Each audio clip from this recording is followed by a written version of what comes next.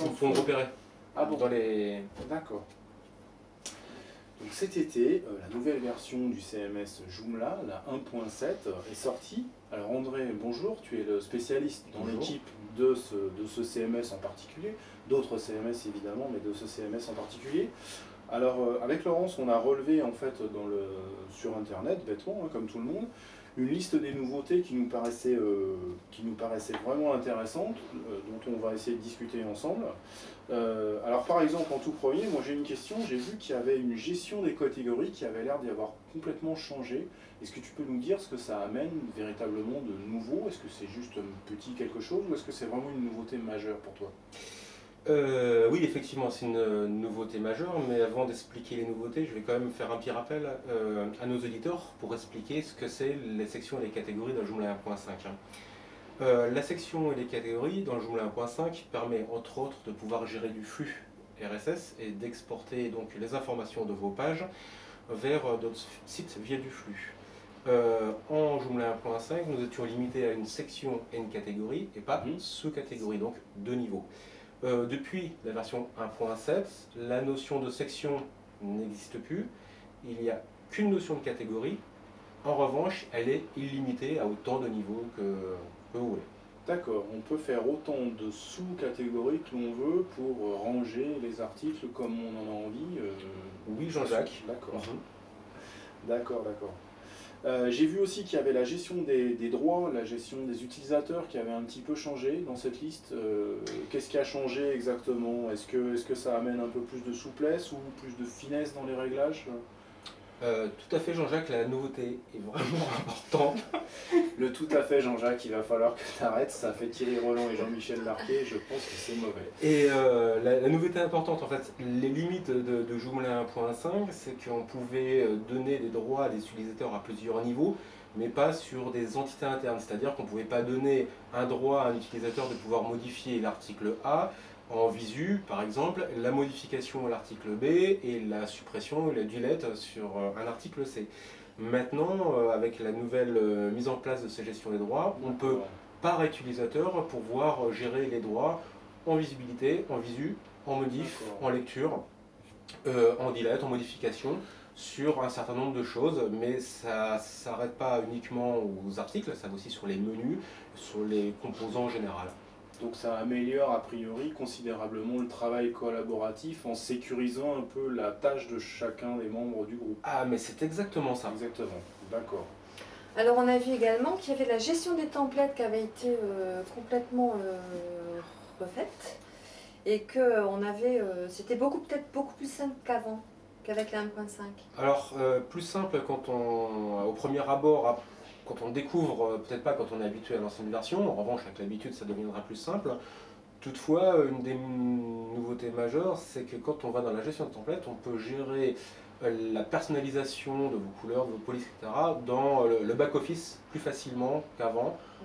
Et alors qu'avant, a priori, en fonction des comment le template était fait, en tout cas dans les templates classiques, on était obligé de travailler dans le HTML d'une part et gérer les propriétés dans les CSS. D'accord. Donc ça veut dire que ça apporte plus de souplesse à Laurence, par exemple, dans la conception graphique. Ça apporte, avec une seule template, plus peut-être de possibilités d'avoir des changements de présentation sans avoir cet ancien mécanisme qui consistait à désigner une template différente à chaque étape. Ben, ça casse en fait effectivement ce phénomène de tableau qu'on avait un petit peu avant et qui permet d'avoir en matière de créativité comme toi, comme ton métier, d'aller un peu plus loin et on peut faire effectivement des choses un peu plus sympas. Et justement, la gestion de la carte ISTIR pour créer des templates, est-ce qu'elle est inchangée, elle est améliorée, alors, dans les dernières versions d'Artistir du mois d'août 2011, elle est compatible. Elle était en version bêta avant, mais maintenant en version complète en fait, en téléchargement avec Artistir. Elle est compatible avec la version 1.6, 1.7, en sachant qu'elle est un peu plus compliquée pour un débutant en mode de création par rapport à l'ancienne interface. Toutefois, ce qui est sympa, c'est que quand on clique sur un endroit du template, en fait, on accède directement aux propriétés qui correspondent. Je m'explique. Tu es sur les menus, tu cliques sur le menu de ton template et tu as directement le tableau de bord avec les propriétés du tableau de bord à pouvoir organiser, alors qu'avant, il fallait que tu ailles dans les onglets et puis tu ailles chercher dans menu, Oui. police, etc. Alors que là, maintenant, tu cliques à l'endroit du template et ça t'ouvre tout Tout seul. de suite Enfin, une petite fenêtre la et on peut fenêtre changer. correspondant à l'endroit où tu te trouves. Donc, c'est D'accord. vrai que c'est sympa. Super. Allez, point suivant, la gestion des langues. On a vu un truc là-dessus, on s'est dit ça doit être intéressant parce qu'effectivement il y a quand même pas mal de demandes avec des sites ne serait-ce que français-anglais. Donc si maintenant ce qui a l'air d'être de pointer le bout de son nez, c'est une gestion multilingue vraiment intégrée à Joomla et qui soit plus une espèce de rajout comme ça. Alors, je voudrais d'abord en préambule insister sur le fait qu'en matière d'efficacité par rapport au référencement et par rapport à Google, entre autres, il ne sera jamais autant efficace d'avoir un site par langue. Ouais, on est d'accord, on est d'accord parce que il y a tout un C'est travail évident, derrière sur les noms de domaine, etc., les alias, Ouais. ça c'est une chose.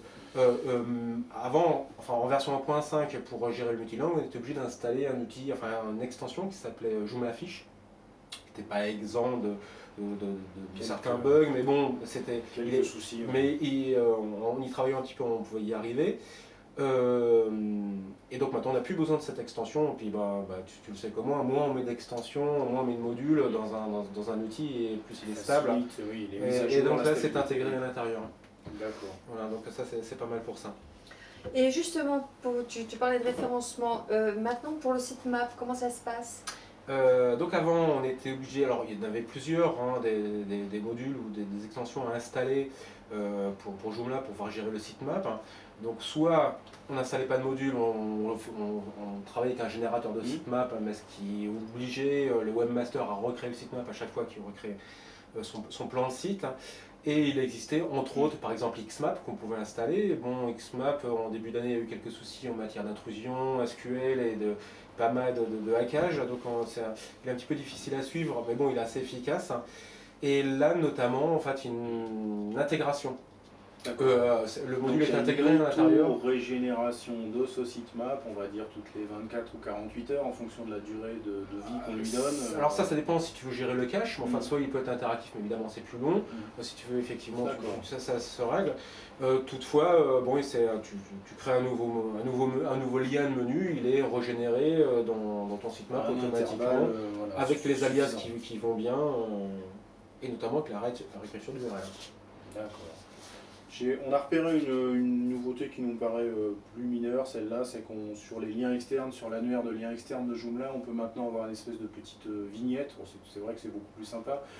Il y avait avant des outils comme RoboFun qui le faisait, générer des vignettes. Il y avait des choses comme ça, on était obligé de passer. Donc apparemment maintenant on a plus cette espèce de vignette imposée là, qui représente un site web, c'est ça, hein, mais on peut c'est tout à fait ça. Faire ce qu'on veut. Et enfin maintenant c'est personnalisable, donc on a une interface en fait personnalisable dans laquelle on peut rajouter du texte et puis on a accès au HTML. Une petite fenêtre HTML avec du code, donc soit on le fait en code, soit on peut faire un petit peu ce qu'on veut, comme proposé JCE en fait dans les articles un petit peu, d'ailleurs JCE qui est compatible avec la Joomla 1.6.7, d'accord. On peut le faire à l'intérieur. Et pour la gestion justement de la version qu'on a de Joomla, maintenant elle est intégrée dans le Joomla 1.7? Tout à fait. Donc avant, alors il existait quand même des modules qui permettaient de le faire, mais en fonction des serveurs, si on était sur des serveurs Windows, Linux, ça marchait plus ou moins bien, ça pouvait planter le site. Maintenant, c'est intégré à l'intérieur, donc dans le back-office, vous cliquez sur le bouton version, il va rechercher la dernière version, et si elle est plus récente, vous pouvez l'uploader et la mettre à jour en ligne. Donc c'est vrai que pour un de tes clients, c'est quand même plus fun et plus sympa en fait à mettre à jour, c'est quand même relativement facile. À partir du moment que le serveur, là où il est hébergé, peut permettre et qu'il y ait les droits, parce qu'il y a certains serveurs mutualisés sur lesquels ça ne marchera pas. D'accord. Ouais. Alors justement, comme Joomla 1.7 est sorti en août, d'après toi, tu nous conseillerais quoi? De se mettre tout de suite dans cette version-là ou attendre encore un peu? Alors, je dirais que si je suis en 1.5 aujourd'hui. Alors, non, je ne migrerai pas. En 1.5, c'est clair. Aujourd'hui, un site en production, aujourd'hui, je ne migrerai pas. parce qu'il y a encore pas mal de failles de sécurité qui existent mais qui sont résolues par l'équipe de la FUGE régulièrement, qui travaillent comme des fous, et notamment parce que tous les composants que vous pouvez avoir sur votre ancien site ne seront peut-être pas compatibles. Par exemple, Virtuamark, la boutique, est aujourd'hui pas compatible, ou un peu, on peut le faire, mais dans la douleur, c'est gênant quand même. ben, ça peut faire des ordres. Donc aujourd'hui, non, je le ferai pas. Ce sont des versions stables, mais sincèrement, aujourd'hui, mes clients, je les passe pas encore en 1.6 en tout cas.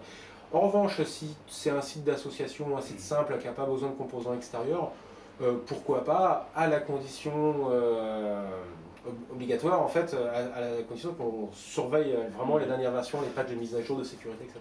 Et alors, le fou qui s'est passé en 1.6, parce qu'il y en a, le conseil, c'est tout de suite abandonner et passer en 1.7. Ah oui, vraiment, parce que revenir en arrière, tu nous as dit que c'était vraiment relativement compliqué. Donc non, je ne suis même pas sûr que ce soit poussable, à moins de faire des exports de base, etc.